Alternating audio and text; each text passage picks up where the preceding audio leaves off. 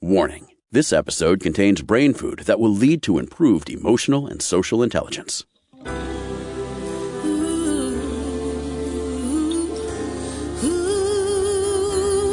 Give us 1 hour and we'll help you change the way you think about happiness. Harvesting Happiness with Lisa Cypers-Kamen is fresh, optimistic, and purpose-driven media that promotes well-being from the inside out. Each week, Lisa spotlights diverse trendsetters and change agents who are the greatest contemporary thinkers and doers, devoting their lives to creating a better world in which to live. Your host, Lisa Cypers-Kamen, is a widely recognized applied positive psychology expert, author, documentary filmmaker, and lecturer specializing in optimal lifestyle management. Let's get to it. Here's Lisa. Good morning, good afternoon, and good evening, wherever you are. Thanks for joining us on today's show, where you will learn about growing vital relationships through conversations that matter. My first guest is Celeste Headlee. She's an award-winning journalist, professional speaker, and author of Herd Mentality, and We Need to Talk, How to Have Conversations That Matter. Celeste's TEDx talk, Sharing 10 Ways to Have a Better Conversation, has over 20 million total views to date, and she's here with me to talk, and talk some more. Hi, Celeste. Thanks for joining me this morning. Hi, good to be with you. Let's talk about the inspiration behind writing We Need to Talk. There were multiple inspirations. One of them was that I've been a journalist for a long time, and so I am seeing up close the complete devolution of our political conversations on Capitol Hill and around the country. So that's one where I was noticing that people were arguing because they weren't actually conversing with another. But the immediate inspiration was a really important conversation I needed to have at my workplace about bullying and harassment. And I thought it was going to go well. It should have. I'm literally a professional conversationalist.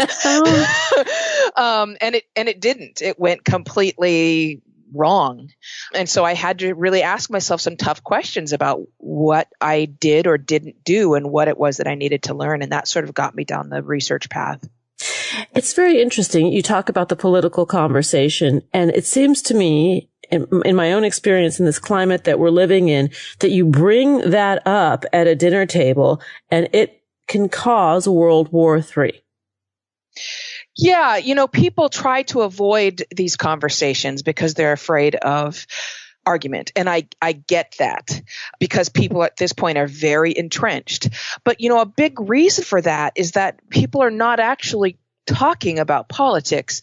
Let me put that another way. They're talking about politics and that's it. They're not listening.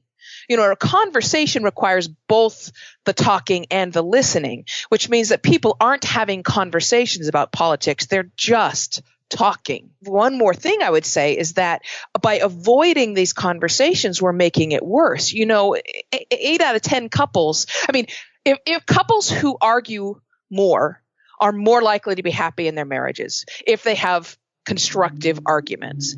And so we have to stop avoiding conflict. Yes. This is the thing that's really interesting, is that argument is not necessarily a bad thing. If you're arguing about a point and not impugning the other person, like the other person is not wrong or bad because they have a position different from our own, the argument can actually be quite stimulating and satisfying. Yeah. And that's actually one of the ways that you can eventually get a new perspective on things, right? Is because someone brings something up and maybe in that moment you don't take it seriously, but it will stick with you and you'll think about it and you'll ruminate on it in the weeks ahead and it might change your perspective. Of course, you have to learn how to have those conversations, those arguments productively, but that's what we're not doing. An interesting statistic is that fewer than 1 in 5 people think that they're generally to blame when a conversation goes bad. So that math doesn't work. We all get that, right? Yeah. Like clearly that is incorrect. But when we have an argument, we tend to blame it on the other person. Oh, my uncle is a right winger. Oh, my niece is a Bernie Sanders lib whatever. And we ask questions that cast judgment on people instead of judging ideas. So Yes. we'll ask questions like, how could you believe that? Why can't you understand that? Instead of things like, what makes you feel that way? Or what led you to this? Why, what are your sources? Explain, blah, blah, blah, blah, blah. So we have to you have to learn how to converse about ideas, not people's character. When you say that, it makes me think of when I was a kid in junior high and high school, we had debate club, right? That was something that was very popular back in the day. I don't know that it is presently. So we learned how to do this. Yeah. You have to be careful with debate, I would say, because a true conversation is not a debate. I mean, for obvious reasons. You were in debate club. Yes. You know that a debate is not a conversation. That's trying to win. And you can't win a conversation. Yeah. But the concept of discussing ideas themselves and taking the personality out of it, that's a really important one. Yes, to depersonalize the idea and engage in a discourse. And I would argue that it speaks to the heart of our state of relationship today, so particularly in the United States, where we're not leaning into these daily conversations. We'd rather be leaning into our digital devices because they don't talk back and they make us feel good really quickly. And we don't have to take the time to really speak to somebody and hear what they have to say, which means that we have to shut up.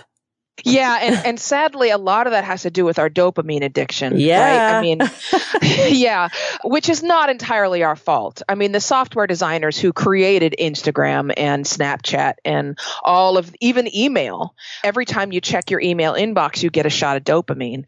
Dopamine is not great for you, obviously. There's a reason they call it the addiction hormone.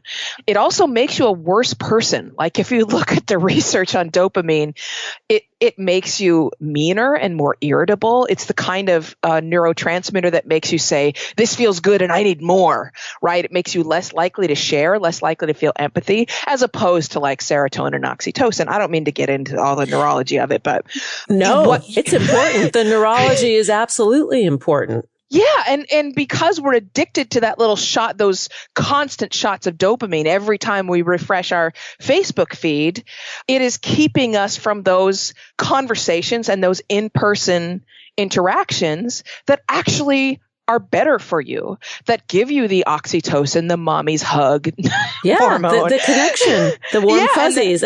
And the serotonin, which activates your prefrontal cortex, the executive decision-making part of the brain, that makes you a better person, that makes you say, oh, that felt good and I feel good. That makes you more likely to share. Like we are not engaging in those activities that actually make us better people.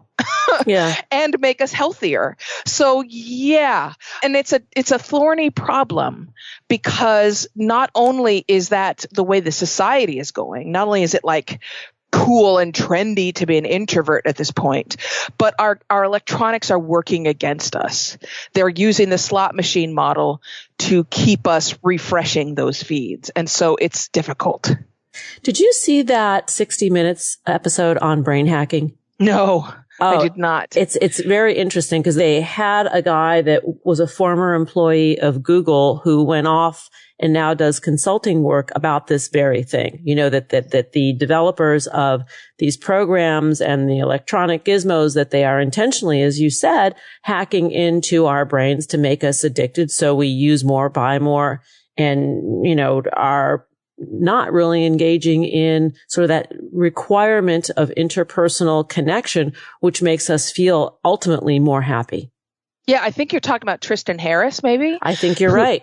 Yeah, I couldn't think of the guy's name. Who has been on the forefront of this conversation about the ethics of our software and the ethics of our technology. And I think probably one of the most powerful arguments in this particular field is the gigantic number of IT professionals who don't let their kids use smartphones and tablets. Yeah. I mean, there's a huge number of them who, Steve Jobs, Mark Zuckerberg, I mean, they restrict their kids from using smartphones, from using social media. I mean, many of them have a complete ban on that stuff in their own homes. And that should tell you something. If you go to a restaurant and the chef says, here's your dinners. Oh, no, I would never serve this to my family. Like, that's a warning. Yeah. Yeah. I agree. And so what do we do about it? How do we engage in conversations? How do we use your model and sort of help us rewire our brains to learn to sit back down and look in someone's eyes and talk? So, I mean, the first thing I would suggest is to start really small. And so the great thing about this whole thing is that human beings, our biology and our neurology is set up to enjoy conversations with other human beings in almost every circumstance. So it will be self-rewarding if you start little. So if you start having a little chat with your Uber driver or with just a really short chat with your barista or your grocery store clerk. The reason why that's great is because number one, it's time limited. You don't have to have any fear of getting called, stuck in a conversation that you want to get out of. And they have to be nice to you. Like that's literally their job, is to be polite and nice. So there's no danger. And you can walk away in 90 seconds and your brain will be flush with serotonin. You'll feel good. And most likely, if you start to do that on a daily basis, it will become a really lovely, self-rewarding practice. And then you can get started. The other thing I would say is stop rejecting phone calls. So one of the rules I have is that I only email or text back and forth 3 times. And then I say, when do you have 5 minutes? Let me get you on the phone. Love this. This is good because our phones are not ringing anymore. Yeah. And when they do ring, we're like, who's calling me? And you reject it. And then sometimes, it's funny. I was just noticing yesterday a call came in and I was already on the other line. And so I wanted to send one of those texts that says, I'll call you back. But the first choice, they give you an automatic reply to send. Yeah. But the first choice is, can you text me? I need to read that. Never paid attention to that. Number one choice. And I was like, are you kidding me? Come on now. So 3 times back and forth. After the third one, whatever it is, you're not going to settle it over texting or email. So get on the phone. And I think this is also generational. Like, we have a lot of young team members over here and they will not pick up the phone. And I'm like, this is a phone. It requires a phone business. To make contact with guests, to produce the show, you actually have to engage. It's really important, Yeah. There's a couple things going on here. So let me say the first thing about millennials, and iGen now is coming forward. iGen is the one after millennials. They call them that because they've had iPhones almost since birth. So number one, millennials are just as socially adept as any other generation. This idea that millennials are socially awkward or more socially awkward is incorrect. I would also say that scientific research shows millennials are better listeners than baby boomers, for example. Do share more. I'm curious as to the why. We don't really know the why, but that was not part of the study. It was just to see who actually listened more carefully and retained more information. And in that particular case, it was the millennials. They listened better. They listened more closely. They remembered more. We can make guesses. Well, they have younger brains. They have, so that's part of it. Well, I mean, personally, I think that the biggest barrier to listening is always that how quickly you stop listening in order to come up with your response. That's the most common barrier to listening. So I think that an older person is probably more likely to think they know what the other person is going to say, or that they've heard it before, or that they're not interested. And so they probably listen to a very short period of time and then know what they're going to say in response and are just waiting for the other person to stop talking so they can respond. And is that really presence? It is not. Yeah. Because, when I went to school for psychology, we actually had, there was coursework done on the art of listening because it is a skill. And, it is. When you're thinking about your response while someone's talking, you're not listening. Oh, absolutely. At all. And you, as you mentioned, you are not fully present. What that basically means is that you could have that conversation and it wouldn't change if the other person left. Yeah. It means you're just ready to educate other people and tell them about your own thoughts. But you will learn nothing from what you're going to say. You already know all of that. So if you're going to learn, you have to listen to the other person. So that's the first thing. The other thing I might say about your staff that is, I assuming millennials or iGen that want to email all the time is there's this delusion that we think that email and texting are more efficient. And that could not be more wrong. That is just 180 degrees away from the truth.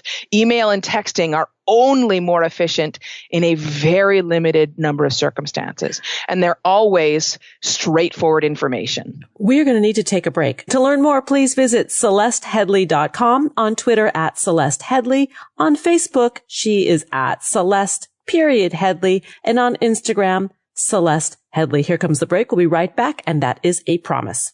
Hang on just a minute here. Before we take that break, I want to chat with you about the important intersection of fashion and comfort. As a busy, style-conscious professional, I always want to look my best, whether I'm meeting with clients, running errands, or on the road traveling.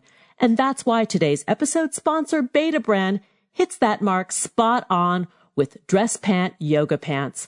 I'm a huge fan of Beta Brand's designer bottoms that come in dozens of styles and colors. These pants are super comfy, perfectly stretchy, and stay wrinkle-free. And the best part is they perform well and make my backside look great. I've got several pairs of these dream boats. Dress pant yoga pants have all the style of traditional dress pants, plus all the flexibility and comfort of your favorite yoga wear. Whatever your style, Beta Brand has pants to match. Dress pant yoga pants come in boot cut, straight leg, skinny cropped, and more. And right now, our listeners can get 20% off their first order when you go to betabrand.com/happiness. That's 20% off your first order at betabrand.com/happiness. Millions of women agree that these are the most comfortable pants you'll ever wear to work. Go to betabrand.com/happiness for 20% off. Now here comes the break. We'll be right back, and that is a guarantee. To learn more about cultivating sustainable well-being at home and the office, visit harvestinghappiness.com and explore Lisa's experiential on-site brain fitness workshops, corporate programming, and speaking engagement services.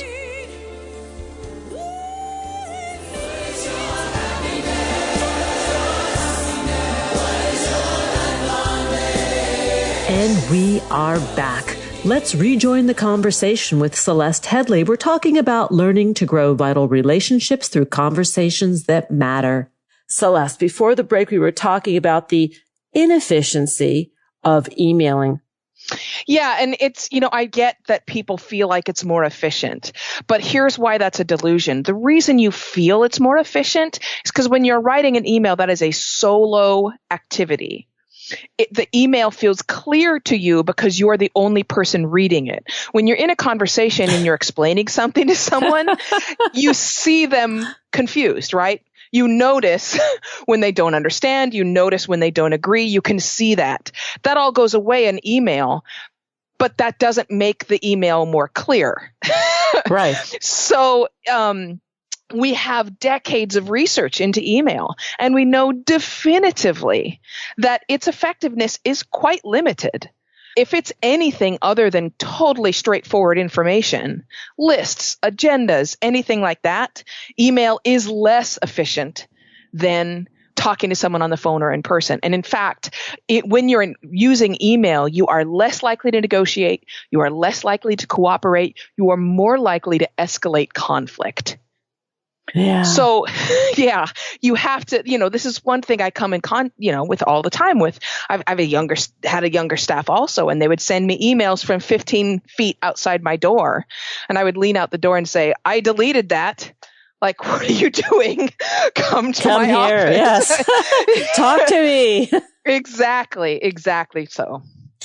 Yeah. Now it's less of a problem because we've had the conversation and they get it and they see that it works better. When you actually make contact, ET phones home, you're getting something and you're resolving quickly.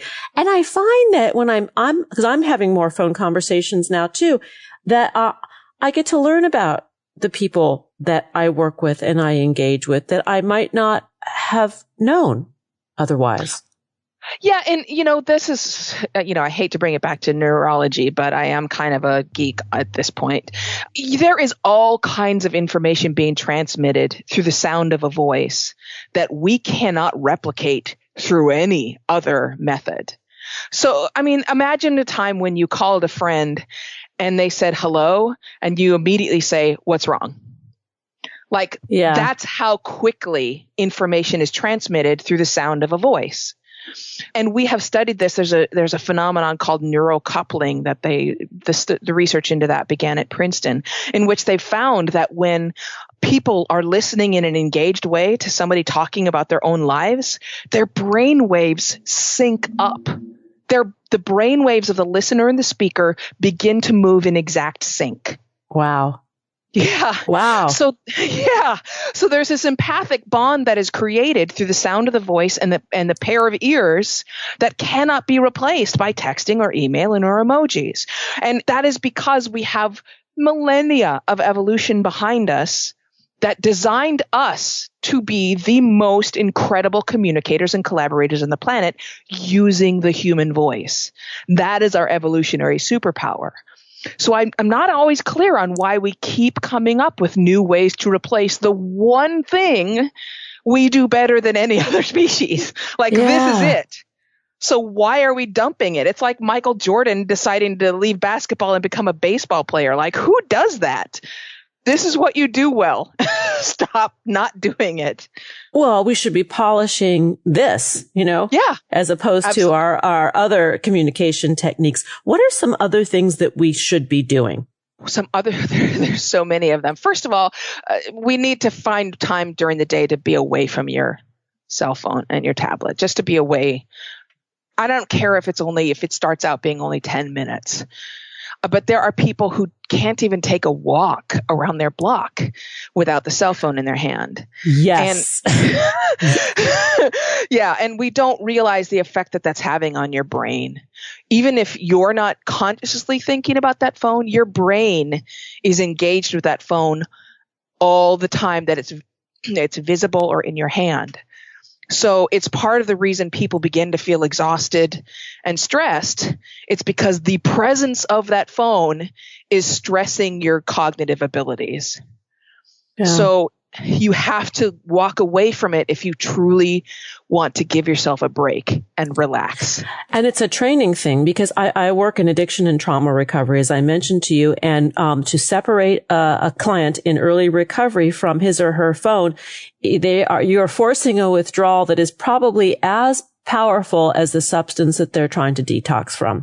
And they don't understand the why, and they get really irritable. They think I'm a witch. I said, no, I'm trying to help you reprogram your brain. I really don't care about the phone, but I do care about your response, that it's so strong that to put it down to go for a walk for an hour is a challenge. Yeah. Absolutely. And there are people, I think it's 1 in 5 people admit to checking their phone while they're having sex. What? Whoa. Yeah. 1 in 5 admit to checking it while they're in the shower. And a good portion of people sleep literally with the phone in their hands. Now you have to think about this for a second. Your brain is actively engaged with that phone. It is thinking about that phone. And as you know, working with addiction as you have, the brain the whole time, even the possibility that a notification might come in, means your brain is preparing for that. It is in fight or flight mode. It is engaging the amygdala, right, to try and react to something that may come in. So if you're sitting there trying to sleep and actually get rest with the phone in your hand, I don't even know how that would work. It doesn't work. You are never resting. Yeah. It's the disconnect to connect. What you're suggesting is we need to learn to self-regulate with the phones. We need to engage more with people that we care about and work with. And I love your suggestion about just having a conversation with your barista or your Uber driver. Yeah. 2 or 3 minute conversation and get the reward circuit of the brain fired up to receive pleasure from that. Absolutely. And you will find that if you start doing that, you will feel better. I mean, with lots of caveats, depending on what's going on in your life. But it's because that causes serotonin to go into your brain, because serotonin is a cerebral neurotransmitter that relaxes you, that brings pleasure. Yeah, you're going to feel a little better. It's interesting. They did a research study in which they put a huge group of girls through a very stressful thing. They had them solving math problems in front of an audience. And afterward, they had their mothers contact. Well, one group, the control group, had no contact from their mothers afterward. So as soon as they got off stage, as you can imagine, their cortisol levels were through the roof. They were very stressed. One group got a text from their mom. One group got a phone call from their mother, and another one, the mom was actually there to greet them. So the group that got both a phone call or saw their mother in person, their cortisol level dropped almost immediately, like significant amounts. They relaxed. The ones who had a text from their mother, there was no difference for them in their level of stress than the ones who had no contact at all. Zero. The text had zero effect. Wow. And it does make sense. I mean, ultimately, it goes back to that, being hardwired for the connection and the necessity for us to be connected in order to be happy, in order to be healthy, in order to perform optimally. Yeah, absolutely. Think about this in terms of an apology, for example. I mean, you must come up against this all the time. People send email apologies because it's easier for them. But we know, neurologically speaking, that apology never activates, that's written, never activates the compassion center of their brain, never begins the entire process that leads to forgiveness and moving on, ever. Yeah. It's spitting in the wind. So the conversation is really about the voice. One of the things that I hear you saying is it's actually the tone, it's the attitude, it's the presentation, it's the engagement, because we're all having a zillion conversations all day long in various forms through technology. But you're saying that it's the actual speech is a huge part of this. Yeah, and I would actually argue that we're not having conversations. I think we're just talking. I think unless you have a pair of it, in almost all cases, unless there's a voice that's being received by a pair of human ears, that's really what's required for a real conversation. We're almost out of time, and I would love for you to share maybe one or two more ways that we can become better conversationalists and listeners. So I would say, they just had a research study that came out just a few months ago that showed that your enjoyment of a conversation goes up as the amount you talk goes down, meaning that you enjoy conversations more when you talk less. So I would say that's number one is I'm not telling you talk less. I'm just saying start to be aware of how often you share equal time. And, one of the reasons I give people the exercise of playing catch is because playing catch requires that you literally have an even balance between how often you catch and how often you throw.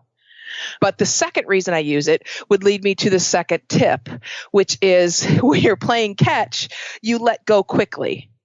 You don't hold on to the ball and be selfish with it, because then the game kind of ends. But we do that when we're conversing. We sort of, once we get the ball, we abuse someone else's patience by holding on to it for too long. That's brilliant. So the game of catch is sort of a perfect metaphor for me, is A, share time, and B, don't hog the ball. Which goes back to like kindergarten rules, right? Yeah. Yeah. It's pretty simple. It is very simple. And, we look at like Sesame Street and we think, oh, look, that's how children learn. They learn through constant engagement and constant interactivity. Nope. That's how humans learn.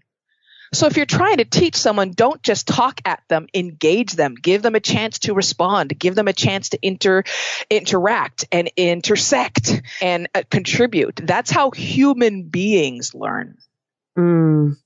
Celeste, what are you working on now? So I have another book coming out next year from a division of Random House, and that one is on our obsession with efficiency and productivity and how and hard work and how it's become toxic and sort of bled into all areas of our life until we need to stop. Will you come back and talk about that with me, please? Absolutely. Oh my gosh. I'm excited about that. To learn more about Celeste Headlee's work, please head on over to her website, www.celesteheadlee.com. On Twitter, she can be found at Celeste Headlee, and Facebook is Celeste.Headlee, and Instagram is Celeste Headlee. The book we've been speaking about today is We Need to Talk, How to Have Conversations That Matter. And I urge you all to run out and buy it and start talking to your barista. Celeste, thanks for hanging out with me. My pleasure.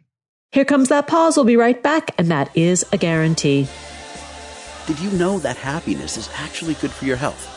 Happy people live longer, are more productive, and make better partners, parents, and professionals.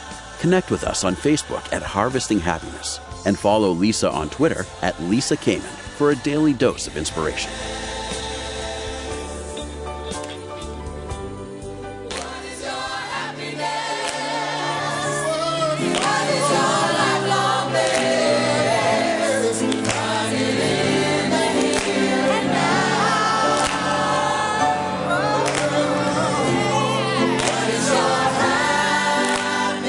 We are back, continuing our conversation about learning to grow vital relationships through conversations that matter.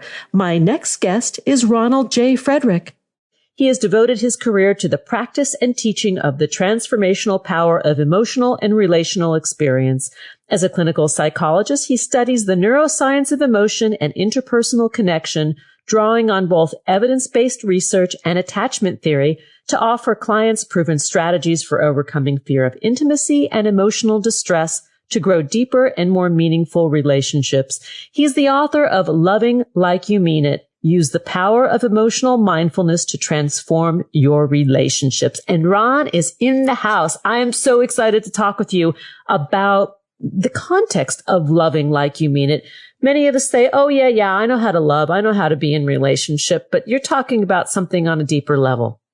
Yeah. Well, first of all, I'm excited to be here, Lisa. Thanks for having me. It is a pleasure, Ron. Let's talk about mindfulness in this context, because mindfulness is such a buzzword these days. We think about mindfulness meditation. We think about, eating a raisin and taking 10 minutes to do it. But really what you're talking about is on a deep level, practicing, deeper reflection and non-reactivity.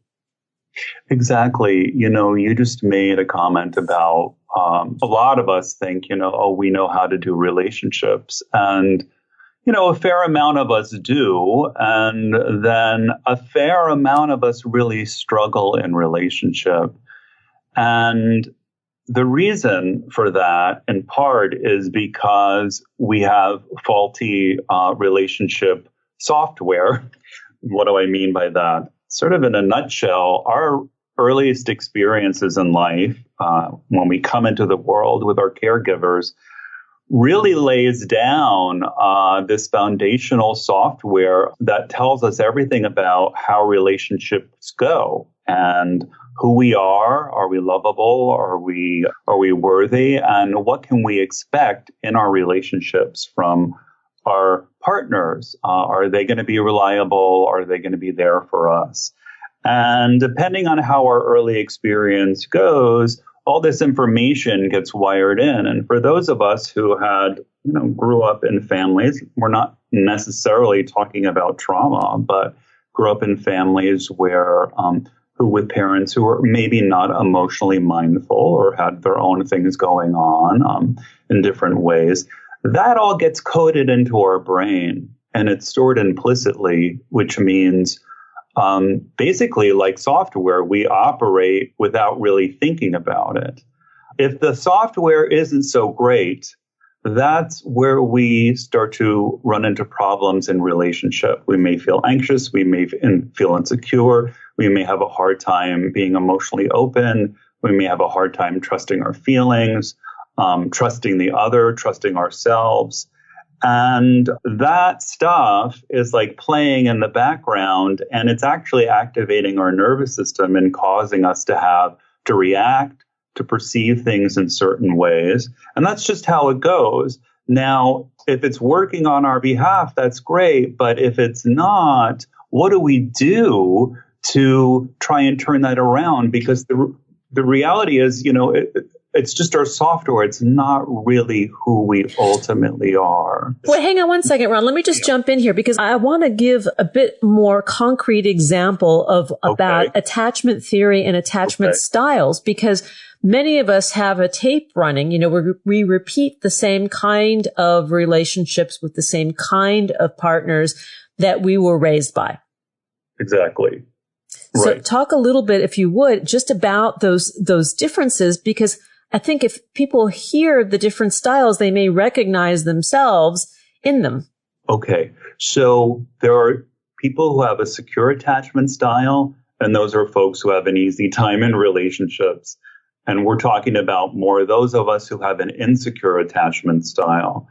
The primary insecure attachment styles are one, avoidant. So avoidant, insecure. The other is anxious or anxious preoccupied. These are the dominant, the two main attachment styles. And then there's another one that's called fearful avoidant. And as you could imagine, and someone who has an avoidant attachment style, we have a hard time with closeness. We tend to not be mindful of our feelings.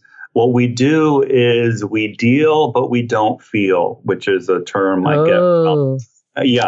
get from Diana Fosha, who developed the therapy AEDP that I practice, which means we may take action or we may back away. We do things to deactivate our emotional experience, and hence we get something that's called avoidant. So I might shut down. I might have feelings but not say anything. I might immerse myself in my work, as in a way it's sort of a distraction. The other style is anxious, preoccupied. And for those of us who have this attachment style, we have more anxiety about the relationship. We think about it more. We worry about it more. We feel more conflicted in some ways. What we do, we feel, but we don't actually deal. So we have a lot of feelings, but we may feel conflicted about them, or we may be afraid to share them, or we may react in ways where we're more critical, we lash out, when in fact underneath we feel afraid, or underneath we're feeling vulnerable. So we're feeling a lot, but we're not necessarily really, really in touch with what's going on emotionally for us inside. So when we talk about how the neuroscience explains this, you go back to the software programming, right? That therein lies the rub, right? We become used to or habituated to this form of interpersonal relationships, and that's the tape that keeps replaying. Exactly. To just give you an example, what kinds of things we're talking about. So baby is born, caregiver is there, mother, father. The caregiver perhaps maybe struggles with depression or anxiety, has their own attachment style, really, which we all do. Maybe they're not necessarily reliable. They show up at times emotionally, and then other times maybe they're distracted. And we're not talking about, sort of within the average range, because everyone gets distracted at times, but something that's a little more that happens repeatedly. Baby starts to get, that you're not necessarily going to be there for me. And what do I need to do to get your attention? Well, maybe baby cries or gets angry or acts out in a certain way. And sure enough, mom or dad starts to pay more attention. Well, how does that get coded in? That gets coded in. One, I can't just simply cry and get your attention, or you don't see my fear and respond to me. And I have to act in these certain ways. Well, guess what? Those are fundamental lessons that we carry forward without even knowing it. And when we strive to break free of these patterns, it first requires an awareness that what we're doing is no longer serving our highest good.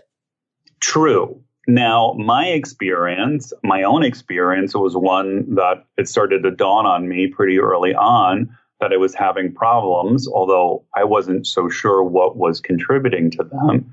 that's what eventually got me into therapy. But it was a long road until I landed with a therapist who could really help me see what was going on.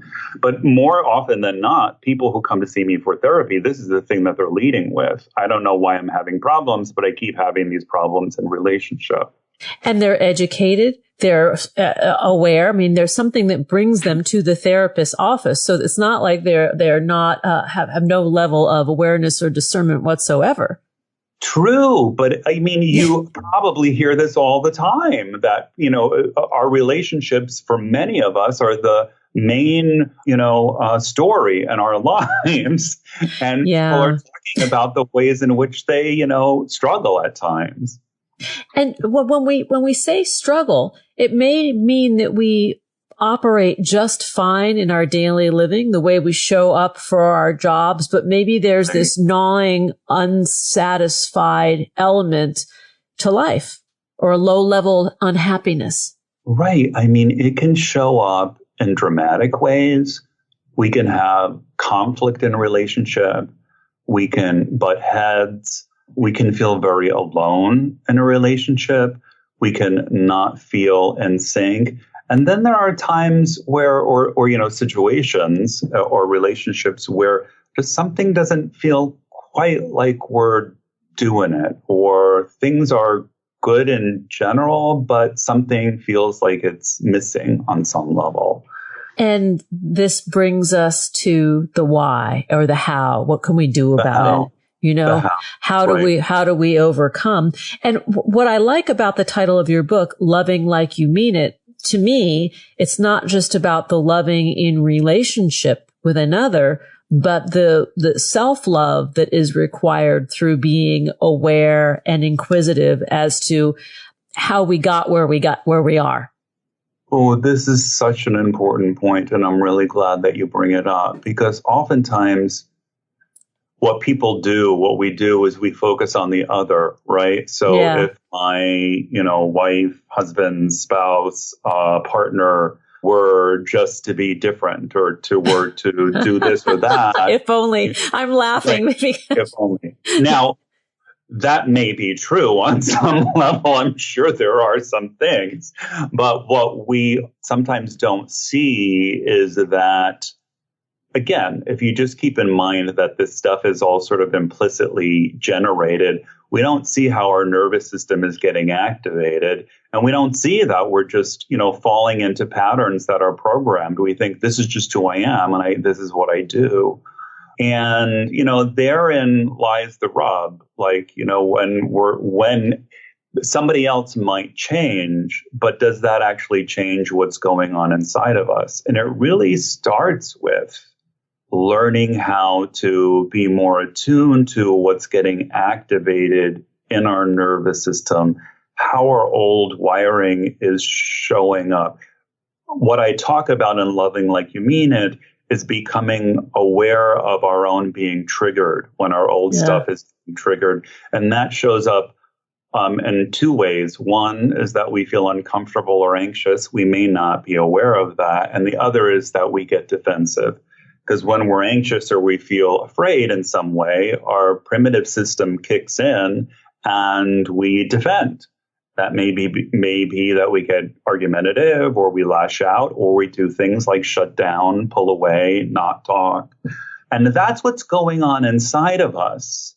So if we're not mindful of that, then we're operating with a faulty system. And no matter what, our partners do, we're still going to have problems. So this is really about Loving Like You Mean It is really, really about how can we bring our most mindful self to our relationships. This doesn't mean that we don't have problems. It doesn't mean that we don't get triggered or activated at times. But it's about learning how to really be a good steward of our nervous system so that we can show up in a more integrated way and deal with whatever is there that needs to get dealt with in a way that's both helpful to ourselves and to the other person. We are going to take a break. And when we come back, we are going to continue the conversation with Dr. Ron Frederick to learn more about his work and the book, Loving Like You Mean It, Use the Power of Emotional Mindfulness to Transform Your Relationships. Please visit www.cfcliving.com.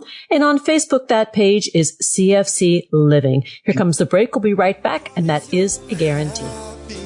Who says money can't buy happiness? Whether you are a skeptic or seeker, check out Lisa's new book. Are we happy yet? 8 Keys to Unlocking a Joyful Life. A boot camp manual for greater emotional fitness is available at Barnes & Noble, Amazon, IndieBound, and HarvestingHappiness.com. Here's a truth bomb. Emotions are contagious, and happiness is a universally desired state. But we tend to forget that we all have the freedom to be happy or the liberty to be miserable each day, regardless of external circumstances. Explore the journey of human happiness, how to find it and keep it, with Lisa's documentary film, H Factor. Where is your heart? Visit HarvestingHappiness.com to learn more.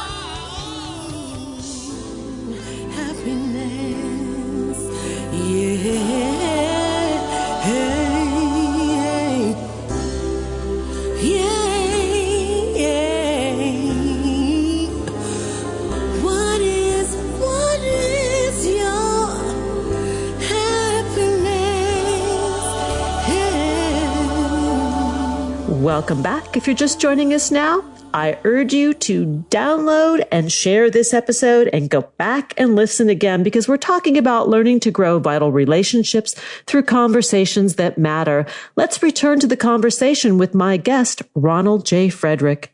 So, Ron, in the prior segment, we were talking about really what it means to be loving towards the self in awareness that then serves our relationships.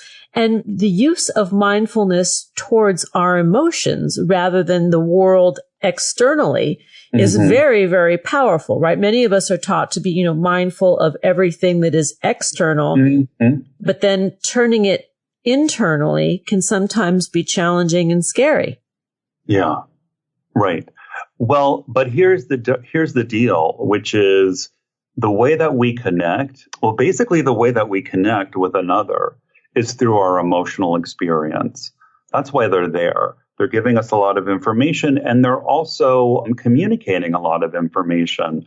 Being able to be mindful of our emotional experience and work with them is really the key to having a better relationship. So we take the idea of mindfulness, and I put a particular onus on our emotional experience, and our emotions show up inside of us. They're felt. That's why they're called feelings. So that's where our attention needs to go. And when we talk about strategies for creating open and vulnerable, intimate engagement, you have a 4-part process that does this. That can open the portals for this. Right, exactly. So the 4 steps are all about how we ultimately cultivate emotional mindfulness. And the first step, what we start with, is recognize a name. And recognize a name is about recognizing and naming when we're getting triggered, when a button is getting pushed, when our old wiring snaps into place and we are getting uncomfortable, feelings are coming up for us, and we're responding in a defensive way. So we need to be able to, 1, notice what's going on inside of us, and 2, if we're not aware of what's going on inside of us, pay attention to our behavior, because our behavior is going to tell us something. The second step is stop, drop, and stay. And this is probably one of the most important parts. I mean, once first you notice what you're doing, how do we start to work with what's going on inside of us in a different way that will ultimately benefit us? Well, we need to stop. We need to slow down. We need to drop. What does that mean? Our attention goes inward to our emotional experience, to our bodies, to what's happening inside of us. So we focus internally, and we try and stay with that. So like you said, Lisa, that sounds scary. And in fact, it can feel anxiety provoking. But again, if we don't lean into our experience, then it's always going to have the upper hand.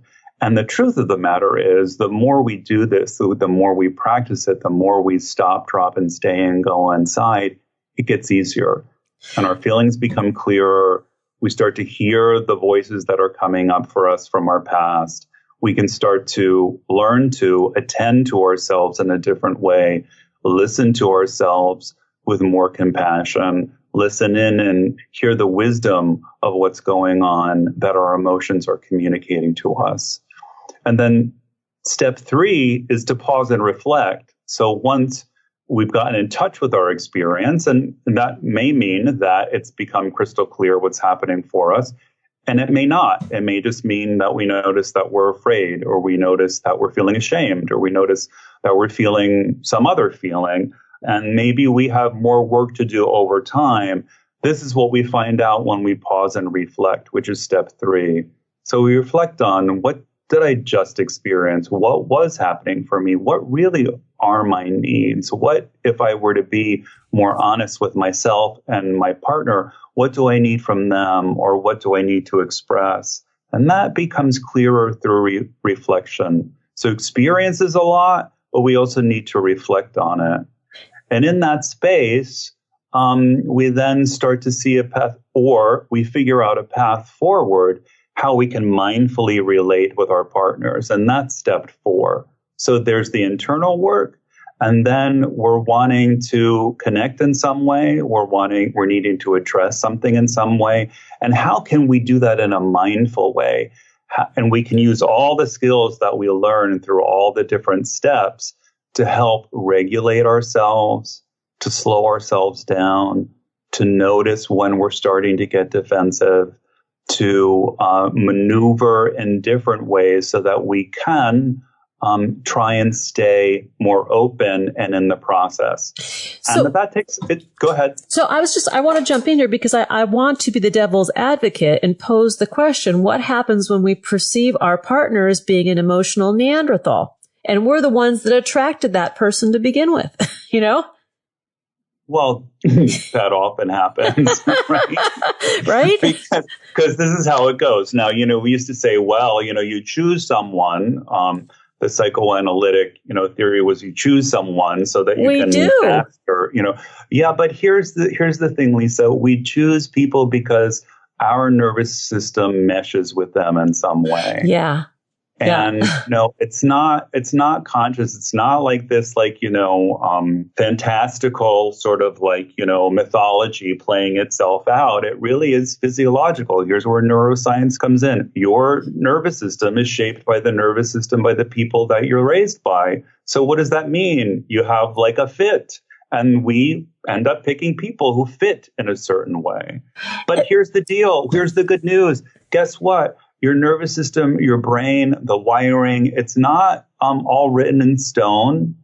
Thank God. Exactly. And it can be changed. And it's changed through the ways that I'm talking about here. It's changed through being mindful and disentangling ourselves. So, okay. So then your partner is got their own stuff. This doesn't mean that we do our own work and then everything falls into place. And we discovered that our partner was fine all along. They have their own stuff too. It's really how we navigate that.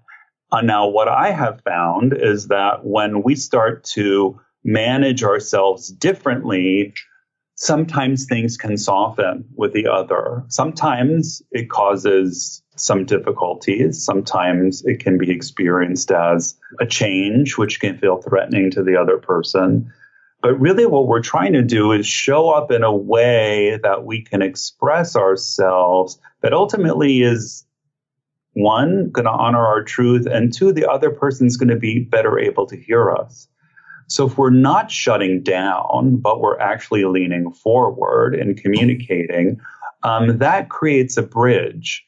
If we're not lashing out or saying something critical or snarky, but we're showing up and saying, actually, for example, this is an example from my own relationship. So my relationship experience. So I grew up in a family that there was a lot of bickering and lashing out. And this was part of attachment styles gone amok, basically. And, when my nervous system gets activated, part of how I respond to that or if I'm not in a good place or working at this, could be to be critical or to say something negative. So if my husband, who can be a little more avoidant, doesn't respond and I'm trying to connect with him, that can get my anxiety to start to increase in some level. It's very different experience. One, if I say, what's going on, and are you going to just sit there with that look on your face? That puss, yeah. Right. Or, is there anybody home inside?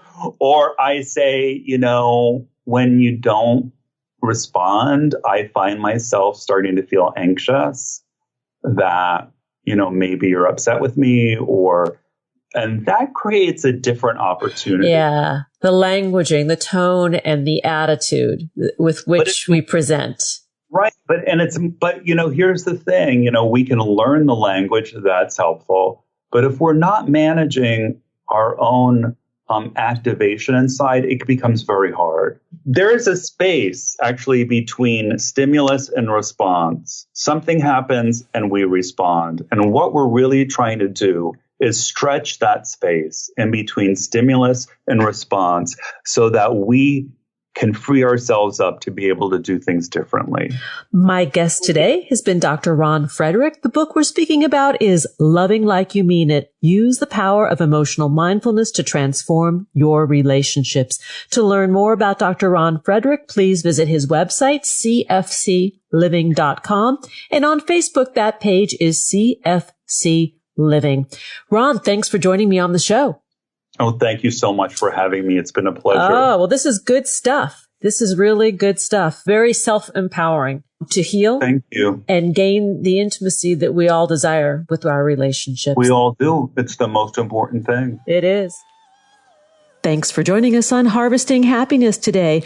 This is Lisa Cypers Kamen along with my guests, Celeste Headlee and Ronald J. Frederick, wishing you kind thoughts, kind words, and the kindest of actions. Until next time, remember, happiness is an inside job. Happiness is your inside job. Go out and rock your day.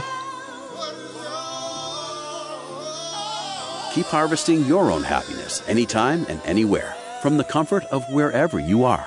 Subscribe, listen, and share hundreds of downloadable episodes via our free app or from our libraries at toginet.com, iTunes, Google Play, and other fine podcast platforms. To learn more about Lisa's global consulting services, please visit harvestinghappiness.com. Spread more joy by liking us on Facebook at Harvesting Happiness and following Lisa on Twitter at Lisa Kamen. Harvesting Happiness is produced in collaboration with TogiNet Radio, KBUU Radio Malibu.net, and is available on PRX, the Public Radio Exchange.